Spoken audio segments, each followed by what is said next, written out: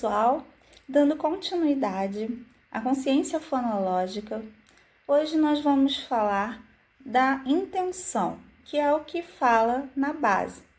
Então, nós precisamos trabalhar com intenção para que a criança perceba os sons e as letras, né? Então, a gente vai hoje falar sobre palavras com outras palavras escondidas. Por exemplo, eu posso ter bota, fogo. E a criança não precisa saber ler, é importante que a gente mostre, né, a palavra escrita e que ela consiga perceber as imagens, né, os objetos ocultos ou outras palavras ocultas naquela mesma palavra. Então, quando a criança ainda não sabe ler, ela vai pensar no objeto, que é o caso de bota, fogo. Nós temos ali bota e fogo. No caso de portaria, a gente fala para a criança portaria, portaria. E a criança vai imaginar que ali tem uma porta. Outra palavra que a gente pode usar, que a gente usa muito, é soldado. Né? Nesse caso, eu só coloquei o dado, mas a criança pode identificar também o sol. Soldado. A criança tem muita dificuldade em identificar, por exemplo, o E e o E, o O e o O. Para a criança, é uma letra totalmente diferente. Então, no caso do sol dado, ela pode não identificar ali o sol, porque sol a gente fala com O mais aberto, sol. Né? No caso do soldado, a gente não fala soldado, a gente fala soldado. Então, a criança que ainda não lê, ela vai identificar o dado. O sol, ela pode não identificar, por isso que eu não coloquei o sol. Mas a criança que já lê, vocês podem também colocar o sol, para que ela perceba que pode ser a junção de duas palavras que nos remetem a dois objetos diferentes. No caso de juntar letras, de adicionar letras às palavras, como é o exemplo de casa mais co. A criança que lê, ela vai falar casa-co, casa-co. E nós temos ali embaixo as figuras, o sol, um casaco e uma pipoca. E ela vai ter que identificar casaco. Entenderam? Então, a criança que lê, a gente deixa ela identificar, ela vai perceber casaco. A criança que não lê, a gente vai falar, né?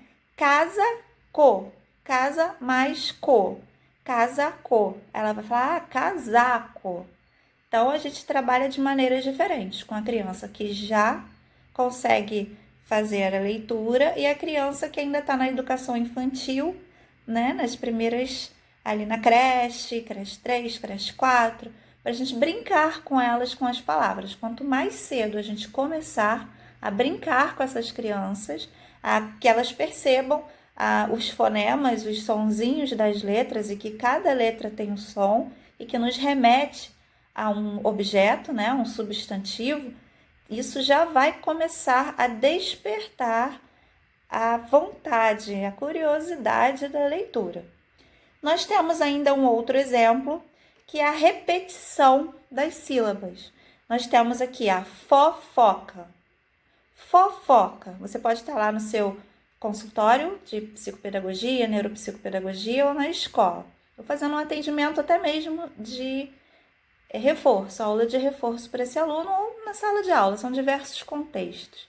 E são diversas formas de trabalhar. Nós percebemos aquilo que a criança precisa trabalhar, o que falta ela perceber. Então, no caso da fofoca, a gente pode perguntar: o que repete? A criança que já lê, ela vai ler fofoca. Então, ela vai perceber duas vezes o fofoca, 2 sílabas iguais. A criança que não lê ainda, a gente mostra e lê para ela. Fofoca, ela vai perceber que a grafia, né, pelo menos nós esperamos que ela perceba, então caso ela não perceba que a grafia é igual, mesmo ela não sabendo ler, a gente precisa trabalhar mais com ela a memorização de objetos, jogo da memória, aquela brincadeira que a gente coloca as cores, uma sequência de cores, para que ela repita a sequência de cores, porque ela pode estar realmente com uma dificuldade de absorver aquela imagem, ou por uma distração, ou de repente por algum problema neurológico. Então, já é um motivo da gente estar percebendo e de estar conversando, né, com os pais dessa criança, que há ali uma questão a ser trabalhada. Ou às vezes não, às vezes ela realmente não se interessou ainda e ela não consegue perceber. Mas aquele jogo das sombras é bem interessante que a gente trabalhe com a criança, para que a gente tire a dúvida se ela realmente está com uma dificuldade de concentração, uma dificuldade de memorização, ou se realmente é uma outra coisa que a gente encaminha, de repente, para um neurologista, para um pediatra, né? Para que a criança possa resolver esse problema. Então, nós temos também farofa. Percebam que fofoca, as duas sílabas ficavam, né, ao lado. Fofoca. Agora, farofa. Nós cortamos a sequência com uró. Farofa.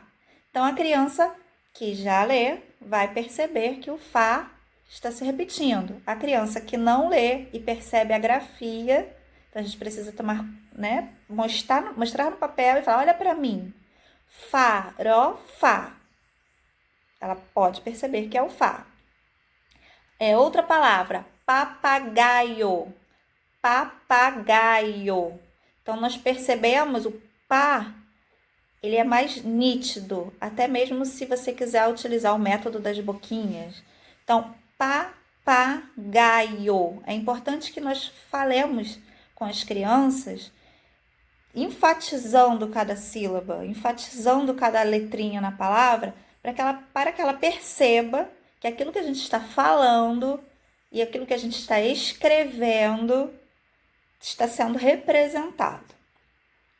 Na outra atividade, que é a subtração de sílabas. Então, nós já fizemos a adição de sílabas na atividade anterior, no caso do casaco. Agora a gente está fazendo a subtração da sílaba, para que a gente perceba se a criança está compreendendo. Então, sapato. Se eu tirar o sa, como fica? Então, a criança que já lê pode até tampar com o dedinho o sa e vai falar pato.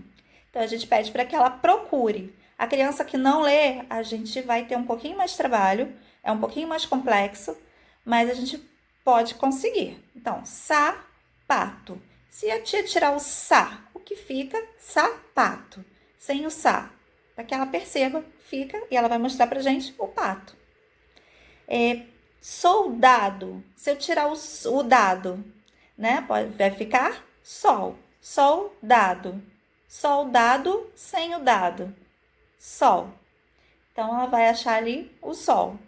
Então, a gente precisa falar soldado, soldado, das duas formas diferentes. Como eu falei antes, a criança acha complicado, mesmo porque o som é diferente. Então, elas muitas vezes não percebem que é a mesma, que são as mesmas letras, né? E rodapé. Se eu tirar o pé, fica roda. Então, ela vai te mostrar. Então, nós demos outras oportunidades para ela, para que ela consiga perceber. Então, são 3 palavras. Na primeira seria o pato. Então, sapato. Ela pode olhar pela figura e tentar chutar. O que é isso aqui? Vocês, né, pode ajudar na educação infantil. Pato, sapato. Parece com o que tem aqui? Então, aí a gente pode começar a dar dicas para essa criança, se ela não perceber sozinha, para que ela desperte. Então, essas atividades são muito importantes para que a gente consiga trabalhar a consciência fonológica com a intencionalidade que a BNCC, a nova BNCC, traz para a educação. Até a próxima!